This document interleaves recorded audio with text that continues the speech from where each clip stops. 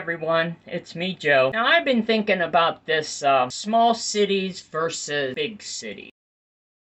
With me coming from a small town called Colliers, West Virginia, I know what it's like to live in a small town or a small city. It was more a town than it was a city. We moved there when I was in elementary school. I remember I went to elementary school in Colliers. I mean, we didn't have any middle schools back in those days. And then I ended up going to high school. So when I went to high school, I became a member of the band because I was very musically inclined, and my mother bought me a tenor sax. I mentioned to her that I wanted to be part of the band, and so she got me a tenor saxophone.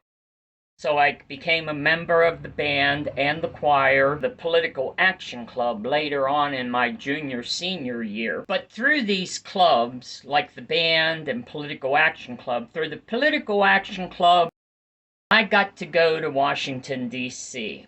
And I think that trip wasn't an overnight trip. That trip was like a 9 to 10 hour trip where we went there, we went around, saw the sights, got back on the buses and came home. So I really didn't get the experience of being in a big city. But then the band, me being part of the band and the choir, our band director got us a trip as a band exchange with Toronto, Canada, a town called Mississauga. So members of the band hosted their members.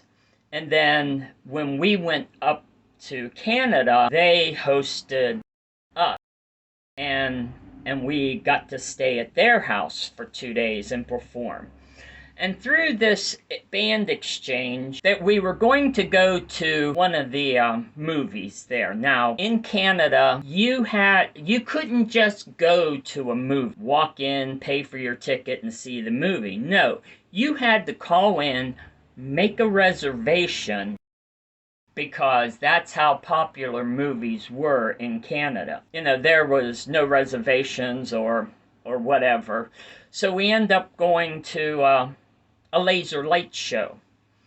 And tell you the truth, I like the laser light show a lot better than I think I would have went to the movie, because I could always see a movie, but around here, a small town that I came from, we never had anything like a planetarium or a laser light show, so I enjoyed that a lot more. Through those trips, those experiences, I learned that there's more opportunity for a young person in a big city. I never went to a planetarium. I mean, the closest planetarium to where I was living as a kid would have been to Pittsburgh, and that was almost 30-45 minute drive just to Pittsburgh. I always wanted to become more than I was in a small town, and was thinking about moving to a big city. But as fate has it, my job, I had to stay around the area for my job, and I just got sucked into that lifestyle. And I had to put my dreams off to the side or in the background. And to this day, I regret it, because I never had the gut to actually pursue my dream.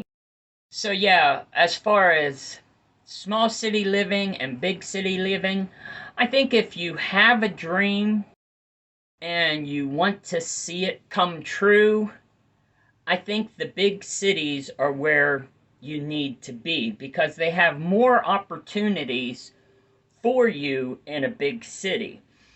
Now, as far as moving from being a small town person into a big city lifestyle, I don't think that's really anything too much to be afraid of, because the way I feel, we as human beings can learn to adapt and learn to learn to adapt and become part of our surroundings. I mean, just because you were raised as a small city person, guy or gal, doesn't mean that if you move to a big city, that you're going to be out of your element. Because if you live in a big city long enough, you're going to become a big city person. Because I feel human beings have a way about adapting themselves to their surrounding.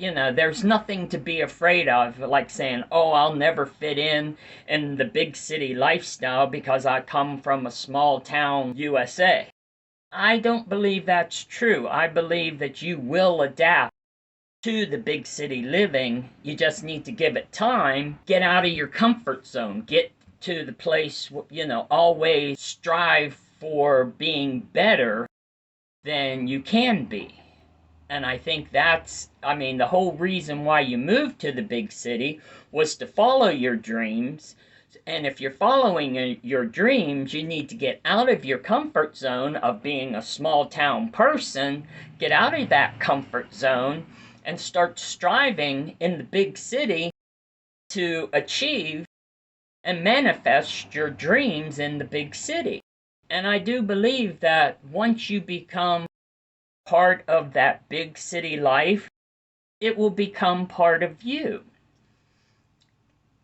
I always regretted not going to the big city, because with me visiting like Toronto, Canada, and my ex-roommate Keith took us on a trip to New York City to see the ball drop one December, which was not the best trip ever, but it was nice to get out of the small town and to see what it was like to be in a big city, because we rode the subway.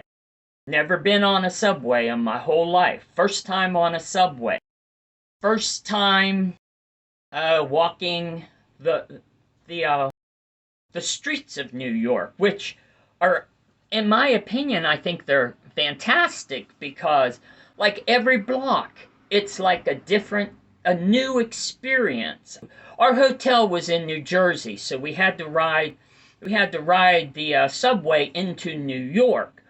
But it was like New Jersey was sort of like a suburb of New York, which of course it's across the river, but anyway, New Jersey was a suburb to me. It was more like a small town, but sort of upscaled. But then it was so easy to hop on the subway and go to New York and experience the big time living. If I would ever move to New York, I'd probably live in New Jersey, because I would feel comfortable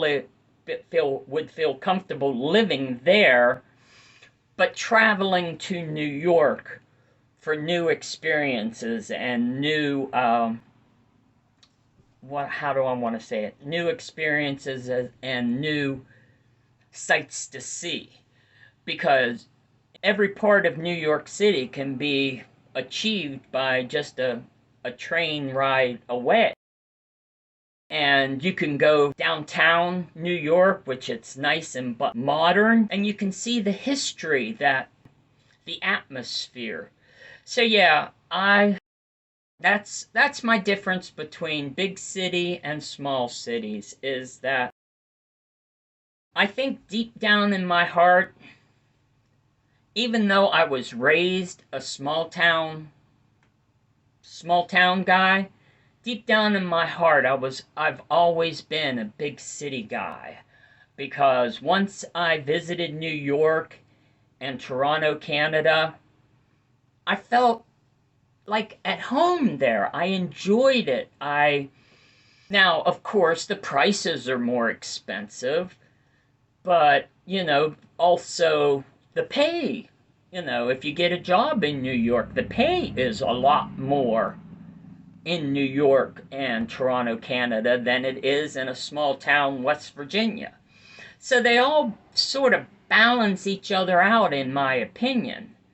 just because you come from a small town city and you're used to making a lot of money considered by what you're living at there now, doesn't mean that you're going to be overwhelmed in New York, because you'll find a job in New York that will, take care of your needs while you're in New York, because the pay would be a lot more in a big city than it would be in a small city. So yeah, it all equals out in a way as far as I'm concerned. Yeah, let's see. This one's been a little bit longer, but I just wanted to come on here and just say, deep down, I think I'm a big city guy. And I know I'm way past my prime, but I'm still young in my heart. So I think I'm going to start traveling more and start seeing the sights, the big cities, and experience what it's like to be there. And who knows, maybe one of these days I'll retire and get myself a little condo down in Florida. Who knows? But yeah, this mindset, it's sort of taken me in a new direction. Instead of just being satisfied where I'm at, like I have been all my life, I'm starting to learn that, it's never too late. It's never too late to get out of your comfort zone and to travel. It's never too late. I'm 64 years old, and I do not believe that that's too late to do some traveling and to experience new experiences before I say goodbye. If anything, if you get anything out of this video, I sort of hope you get that just because you're an older folk like I am, does not mean that you have to settle. You have to become that person. I just feel that just because you consider yourself old, after 50 years old, 30 years old, you consider yourself quote unquote old, you're never too old.